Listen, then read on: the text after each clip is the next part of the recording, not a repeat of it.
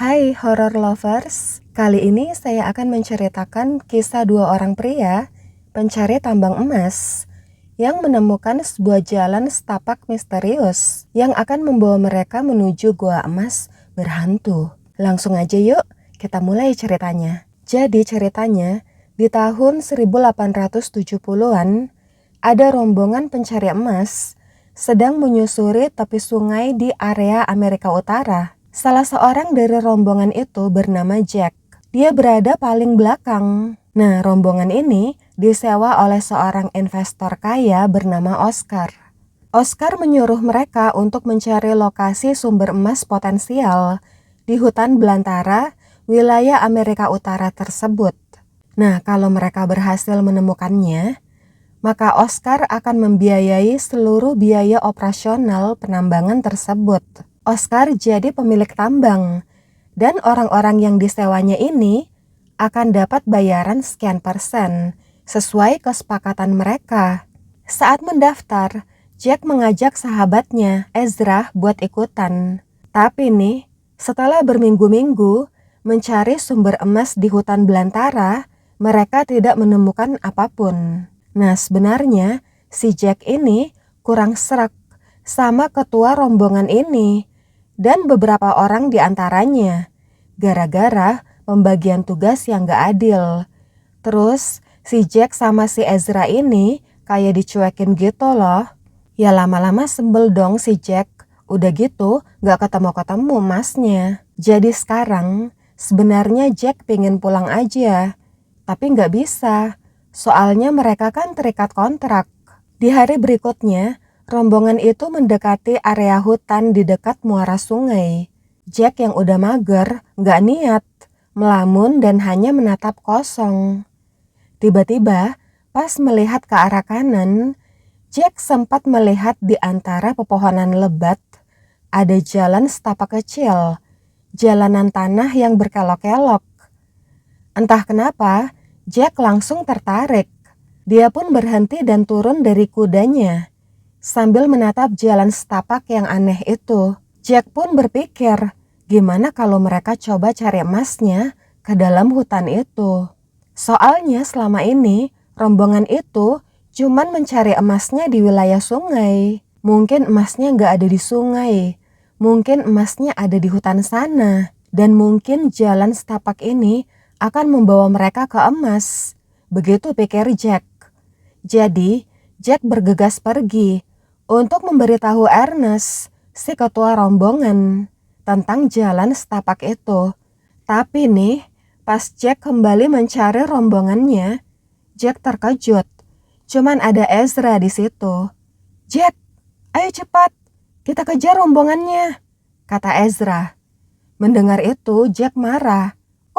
"Mereka seenak jidat ninggalin kita. Masih bisa kita kejar, Jack," sahut Ezra. "Tunggu, ada jalan setapak. Siapa tahu itu menuju ke emas," jawab Jack. "Maksudnya, kita harus kasih tahu Ernest dulu, Jack," sahut Ezra. "Gitu, abis mereka ninggalin kita kasih tahu emasnya ke Ernest?" tanya Jack. "Jack, belum tentu emasnya ada di tempat yang lo maksud," jawab Ezra. "Kita udah berminggu-minggu nyari. Emasnya gak ada di sungai, Ezra. Kita harus cari di tempat lain," kata Jack. Jack pun memberi isyarat untuk mengikutinya. "Aku sudah muak dengan rombongan Ernest. Aku mau cari emas ke jalan setapak tadi," lanjut Jack. Ezra kaget dan tampak ragu. Namun ia akhirnya mengikuti Jack. Kedua pria itu pun mendatangi jalan setapak tanah yang tipis itu, yang membawa mereka ke dalam hutan. Pepohonan sangat lebat di sekeliling mereka, dan hanya ada jalan setapak kecil yang berkelok-kelok di tanah. Jalan setapak ini tidak mungkin muncul begitu saja. Ada yang membuatnya, tapi siapa? Lalu, di saat hari hampir senja, Jack tiba-tiba mendengar suara-suara dan langkah kaki, tepat di belakang mereka, di jalan setapak itu. Kaget, Jack langsung menoleh ke arah belakang, tapi hanya ada Ezra. Langkah kaki itu ikutan berhenti saat Jack menoleh. Suara-suara itu juga ikutan hilang. Tidak ada seorang pun di antara mereka. Suara itu kayak suara banyak orang yang lagi bicara, tapi dari kejauhan. Gak jelas gitu mereka ngomong apa. Jadi, Ezra dan Jack melanjutkan lagi perjalanannya. Karena hari sudah mau gelap, mereka buru-buru mau nyari area terbuka buat mendirikan tenda. Tapi nih, Jack mendengar suara-suara itu lagi. Lo denger itu? Tanya Jack. Iya, gue denger, jawab Ezra. Jack pun memilih diam sambil terus mempercepat kudanya. Jack pun maklum, ya namanya juga di hutan. Orang-orang bilang di hutan belantara pasti ada makhluk goib. Jack sendiri gak pernah seumur hidup melihat makhluk halus. Dan dia tipe orang yang berani, jadi dia cuek aja lah. Dan akhirnya saat langit sudah senja berwarna orange, Jack dan Ezra tiba di tanah lapang yang cukup luas. Tanah lapang itu dikelilingi hutan lebat. Namun, di sisi sebelah kiri, Jack melihat ada gua batu yang cukup besar. Jack mengambil lampu minyak tanah dan menyalakannya, lalu memberi aba-aba pada Ezra untuk turun dari kuda dan mengikutinya. Jack akan memeriksa gua itu. Ia khawatir ada beruang atau serigala di dalamnya. Ternyata, mulut gua itu menurun ke bawah, sekitar 4 meteran. Gua itu luas dan cukup bersih. Dilihat dari jalan masuknya, sepertinya ini gua buatan. Dan terdengar ada suara aliran air. Jack dan Ezra mencari asal suara itu. Lalu, cahaya lampu mereka mencapai sebuah ujung besi. Saat didekati, ternyata itu sebuah tangga. Tangga menurun yang panjang, sekitar 15 meteran ke bawah. Tangga itu berkarat, pertanda sudah lama ditinggalkan. Saat disinari lampu, ternyata di bawah sana ada kolam air besar. Airnya agak beriak, menandakan ada aliran air yang mengalir di sana. Jack menerangi sisi kiri dan kanan goa. Rupanya, area kolam air itu menikung ke arah kanan dan ke kiri. Jadi, kolam ini hanya bagian depannya saja. Ada ruangan lain ke arah kiri dan kanan goa ini. Lalu, Jack dan Ezra lama memperhatikan isi kolam. Tidak ada yang aneh. Hanya kolam air tenang yang sedikit bergelombang karena aliran air. Ezra, kita kembali saja, lalu dirikan tenda. Besok kita turun ke bawah, kata Jack. Jadi mereka kembali mendirikan tenda masing-masing dan makan sisa perbekalan mereka. Malam itu mereka tidur lelap, kelelahan. Sementara dari dalam goa, sesuatu memperhatikan mereka. Paginya, Jack dan Ezra menyiapkan tali. Sebuah kayu panjang yang dicari Jack tadi pagi, setumpuk kayu bakar, beberapa alat, dan lampu minyak tanah. Untuk apa kayu panjang itu? Tanya Ezra. Aku mau lihat seberapa dalam kolam itu, jawab Jack. Kau yakin? Kupikir kita hanya akan periksa goanya, tanya Ezra. Kita sudah sejauh ini, tidak ada salahnya dicoba kan? Jawab Jack singkat. Ezra sebenarnya tidak yakin ada emas di dalam gua itu. Tapi toh tidak ada salahnya dicoba. Pagi itu lumayan cerah. Sinar matahari masuk ke mulut goa. Namun, bagian dalam goa tetap gelap gulita. Jack dan Ezra segera menuruni tangga. Setibanya di bawah, Ezra menyisir area bawah goa, sedangkan Jack langsung menancapkan kayu ke dalam kolam. Ternyata, kolam itu dangkal. Hanya sekitar 1 meter dalamnya. Diambilnya air kolam itu, jernih. Lalu Jack mencoba mencicipi sedikit air itu. Hei Jack, seru Ezra, kaget melihat tindakan Jack. Tenang, airnya segar kok. Sepertinya ini berasal dari mata air, jawab Jack. Ezra memperhatikan sekeliling. Berarti kolam ini sedang surut, kata Ezra. Maksudmu? Tanya Jack. Lihat tangganya. Ujungnya di undakan itu, tidak sampai bawah kan? Itu berarti kolam ini bisa pasang saat hujan lebat. Sebaiknya kau hati-hati Jack.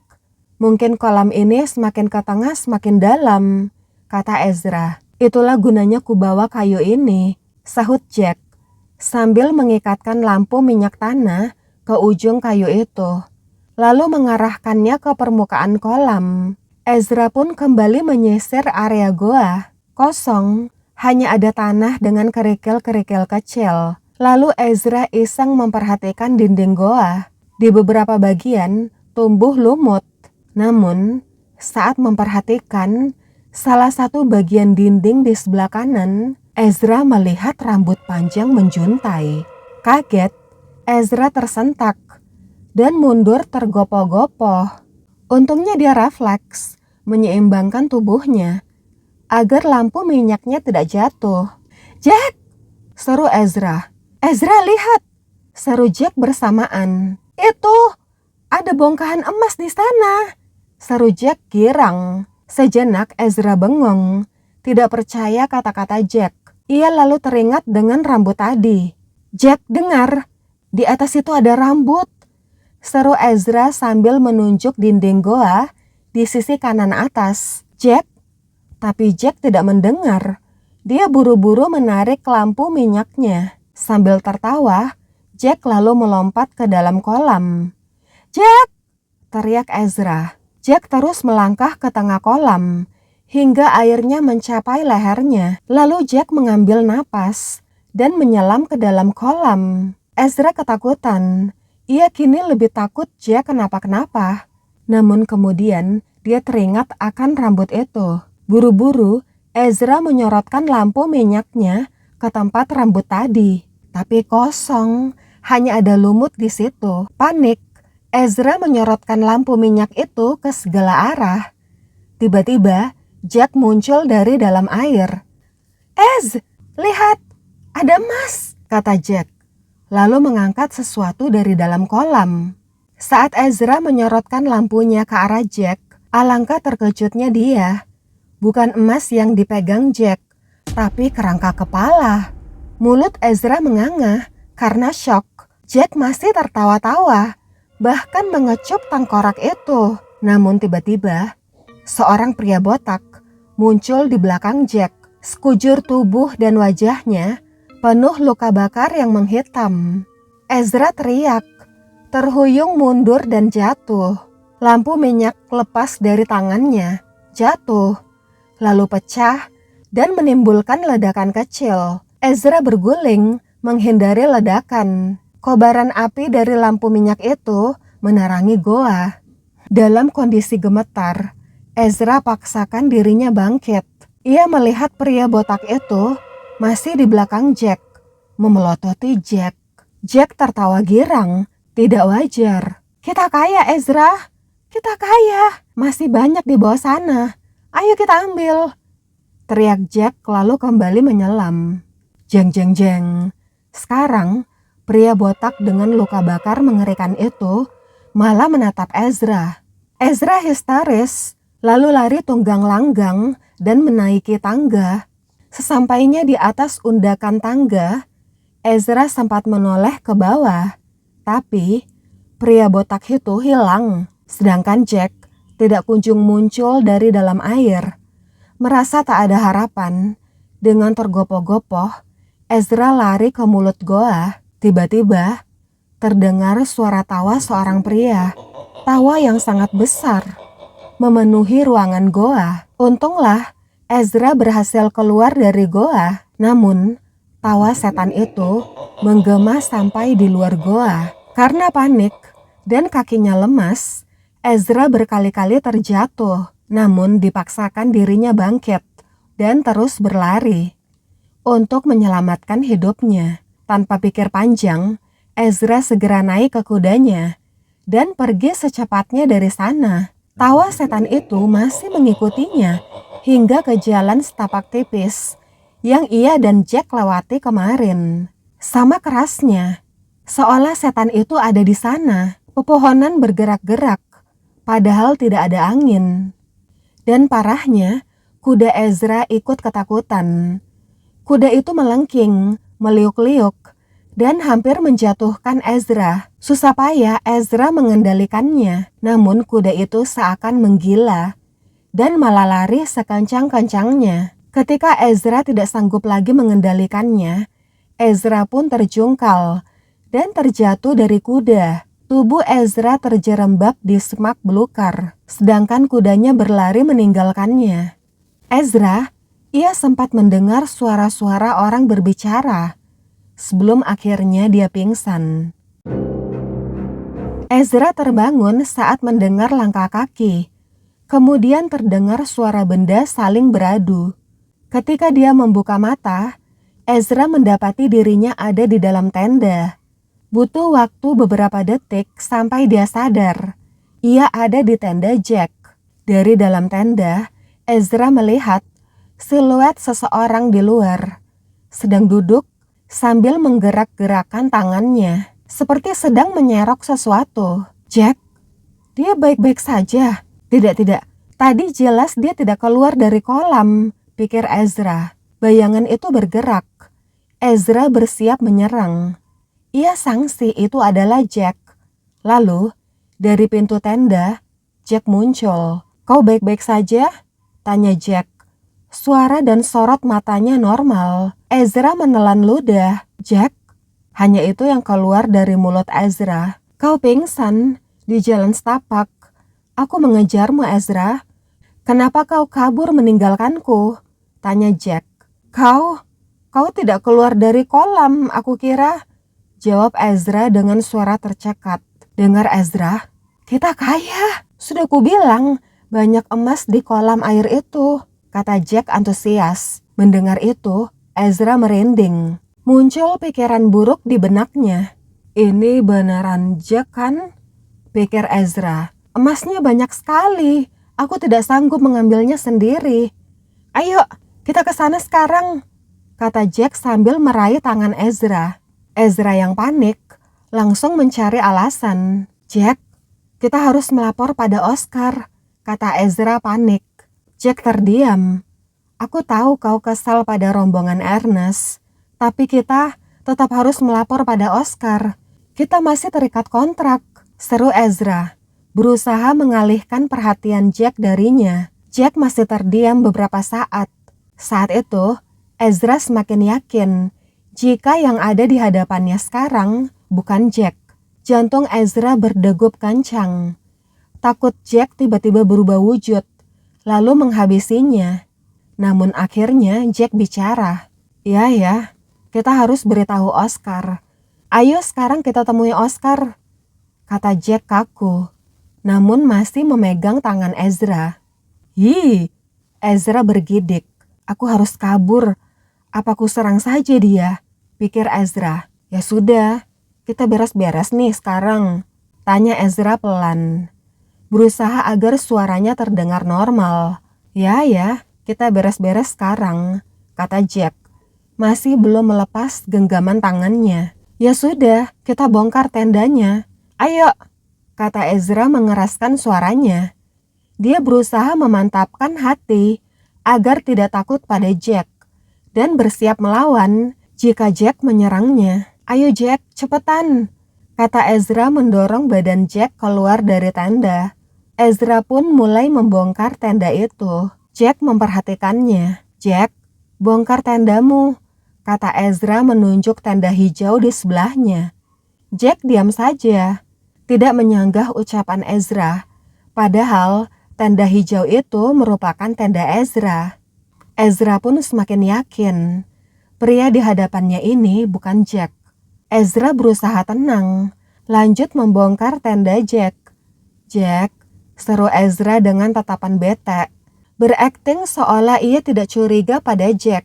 Butuh beberapa detik, sampai akhirnya Jack palsu itu mengikuti arahan Ezra untuk membongkar tenda hijau milik Ezra. Dan benar saja, Jack kesulitan membongkar simpul tali. Tiba-tiba, Ezra memukul Jack dengan kayu. Jack terjerembab dan berusaha bangkit. Ezra memukul Jack sekali lagi, lalu berlari menuju kuda Jack dan segera kabur dari sana. Ezra memasuki jalan setapak dengan napas memburu. Ia sempat ragu, benarkah tindakannya ini? Tidak, jelas-jelas tadi Jack Tidak tahu yang mana tendanya. Tindakanku benar, pikir Ezra meyakinkan dirinya. Tiba-tiba, Ezra melihat bayangan besar melintas di atasnya. Kuda Jack melengking, lalu berhenti mendadak. Tubuhnya meliuk-liuk. Ezra langsung mencengkram rambut kuda itu dan berusaha keras agar tidak oleng. Oh tidak, jangan begini lagi, pikir Ezra. Ezra pun mendongak, tapi tidak ada apa-apa. Saat itu, naluri Ezra mengatakan ada yang mengincarnya. Apa itu? Bayangan besar apa itu? Pikir Ezra. Kuda Jack semakin menggila. Ezra berusaha keras mengendalikan kuda itu. Tapi kuda itu terus menggeliat, melonjak, dan mengibaskan tubuhnya dengan keras. Berusaha melepaskan Ezra dari punggungnya. Akhirnya, Ezra pun nekat untuk lompat ke semak belukar di dekatnya. Ezra teriak saat mendarat di semak yang terasa tajam. Kuda Jack menjengking, lalu mendaratkan salah satu kakinya tepat di sebelah kepala Ezra, nyaris. Dengan sisa-sisa tenaganya, Ezra berguling dan jatuh ke tanah. Sementara kuda itu langsung kabur, meninggalkannya. Ezra merangkak ke dalam pepohonan, bersembunyi, berusaha menyelamatkan hidupnya. Napasnya memburu, tersengal di antara denyut jantung yang memukul keras. Ezra pun menahan napas, menyesuaikan ritme jantungnya agar tidak terdengar oleh bayangan yang mengintai. Baru saja Ezra mengatur napasnya lebih tenang, sebuah bisikan-bisikan dingin menyelinap ke telinganya, membuat jantungnya bergetar, meski paru-parunya tetap berusaha tenang. Itu seperti suara yang dia dengar di jalan setapak itu kemarin. Suara itu ada di sekelilingnya, di pepohonan, tapi tidak ada siapapun di sana. Jadi Ezra merasa sangat gelisah, seolah-olah ada seseorang atau sesuatu di sini yang mengawasinya. Ezra pun berkata pada dirinya sendiri untuk mengabaikan suara-suara itu. Bersambung ke part 2.